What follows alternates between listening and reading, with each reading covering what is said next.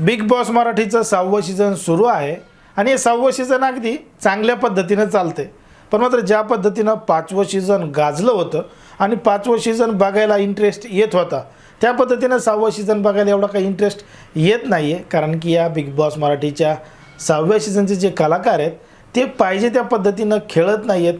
एकतर जोरजोरात आरडत आहेत, वरडत आहेत, कर्कश असा आवाज काढत आहेत, नाहीतर मग एकमेकांबद्दल अपशब्द वापरत आहेत, नाहीतर मग घरामध्ये चोऱ्या करण्याचाच प्रकार करतायत. कारण की बिग बॉस मराठीच्या मागच्या सीझन जर आपण विचार केला तर अशा पद्धतीच्या घटना बिग बॉसच्या घरामध्ये घडत नव्हत्या, म्हणून आता या सीझनमध्ये घडत आहेत. आणि त्यामुळे लोक आता हे बिग बॉस पाहायचं का नाही असा देखील विचार करत आहेत.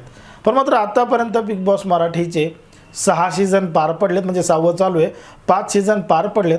नेमकं सगळ्यात जास्त सीझन कोणतं गाजलं होतं आणि त्यामध्ये नेमकं कोण विजेता झालं होतं हेच आपलं सविस्तर या व्हिडिओमध्ये बघायचं आहे. पण जर तुम्ही अजूनही आपलं चॅनल सबस्क्राईब केलं नसेल तर लगेचच करून घ्या आणि बाजूला असणाऱ्या बेल नोटिफिकेशनलासुद्धा ऑन करायला विसरू नका.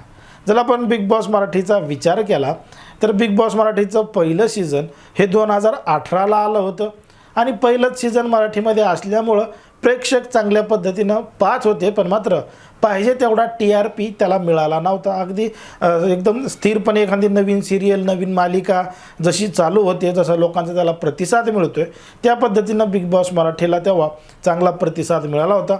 कारण की ते हिंदीमध्ये चालू होतं आणि जे हिंदी बघत होते आणि ज्यांना मराठी बघण्याची आवड आहे तेच प्रेक्षक बिग बॉस मराठीकडं वळाले होते 2018मध्ये. मग 2018मध्ये बिग बॉस मराठीच्या विजेता झाल्या होत्या त्या म्हणजे मेघा धाडे. मेघा धाडे या विजेता झाल्या होत्या आणि ते सीझन अशा पद्धतीनं चाललं होतं. त्याच्यानंतर दुसरं जे सीझन आहे ते सुरू झालं होतं 2019मध्ये.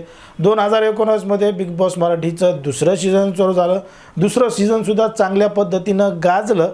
पहिल्या सीझनपेक्षा जास्त प्रतिसाद दुसऱ्या सीझनला मिळाला आणि दुसरं सीझन चांगल्या पद्धतीनं चालू लागलं आणि त्याच्यामध्ये जो विजेता झाला होता तो झाला होता शिव ठाकरे. शिव ठाकरेचं बिग बॉस अनेकांनी पाहिलं होतं आणि बऱ्याच जणांना आवडलं होतं. त्यानंतर तिसरं जे सीझन आहे ते आलं होतं 2021मध्ये. कारण की 2020मध्ये राज्यामध्ये, देशामध्ये आणि जगामध्ये सगळीकडेच लॉकडाऊन होतं, कोरोना आलेला होता, म्हणून 2020ला बिग बॉस मराठीचं सीझन झालं नाही, ते थेट 2021ला झालं.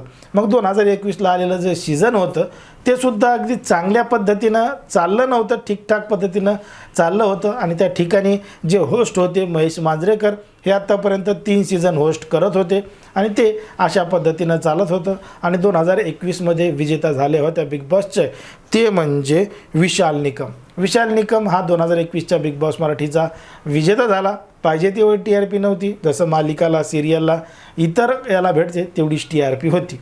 मग 2022-23ला 4थं सीझन आलं आणि 4थं सीझन अगदी चांगल्या पद्धतीनं चाललं. म्हणजे जसे अगोदरचे सीझन चालले होते त्याच पद्धतीनं 4थं सीझनसुद्धा चाललं होतं आणि त्याच्यामध्ये कुठलाही TRP वाढत नव्हता. TRP म्हणजे टेलिव्हिजन रेटिंग पॉईंट, हा कुठल्याही पद्धतीनं वाढत नव्हता.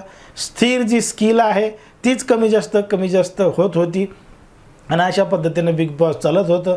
मग 2023-24ला जो विजेता झाला होता बिग बॉसचा त्याचं नाव आहे केळकर विजेता झाला आणि तो त्या ठिकाणी जिंकला. त्याच्यानंतर सीझन आलं 2024-25चं आणि या 2024-25चं सीझन अशा काही पद्धतीनं आलं की बिग बॉस टीमनं एक वेगळाच निर्णय घेतला.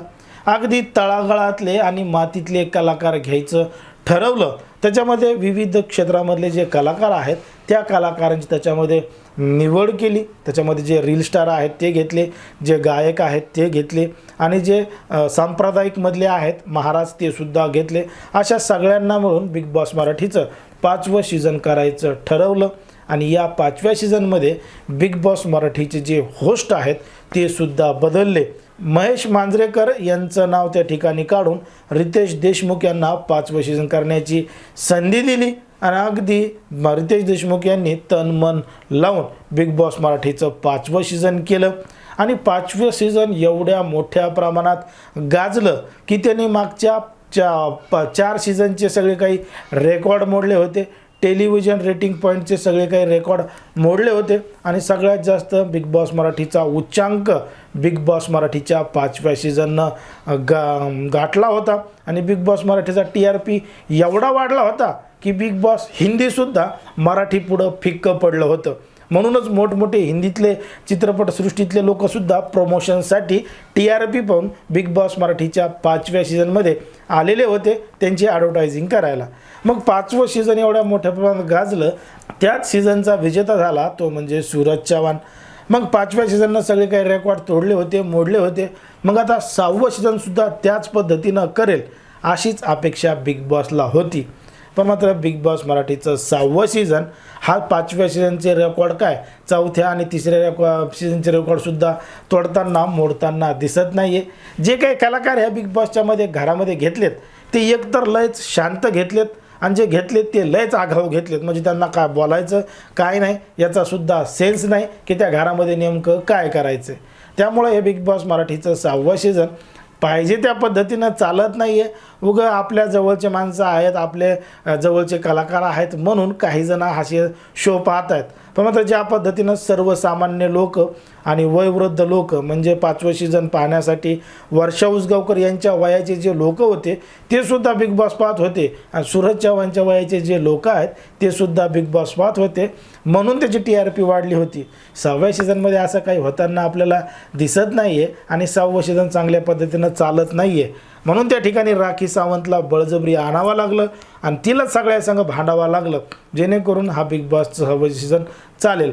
पण मात्र हे अशा पद्धतीनं चालत असल्यामुळं खरंच आता हे इथून पुढच्या काही दिवसामध्ये 5व्या सीझनची बरोबरी करेल का, त्याचे रेकॉर्ड मोडेल का आणि 6व्या सीझनचा विजेता नेमका कोण होईल. तुम्हाला काय वाटतं हे अगदी स्पष्टपणे कमेंटमध्ये सांगा. आणि अशाच पद्धतीचे नवनवीन व्हिडिओ पाहण्यासाठी आपल्या चॅनलला लगेच सबस्क्राईब करायला सुद्धा विसरू नका.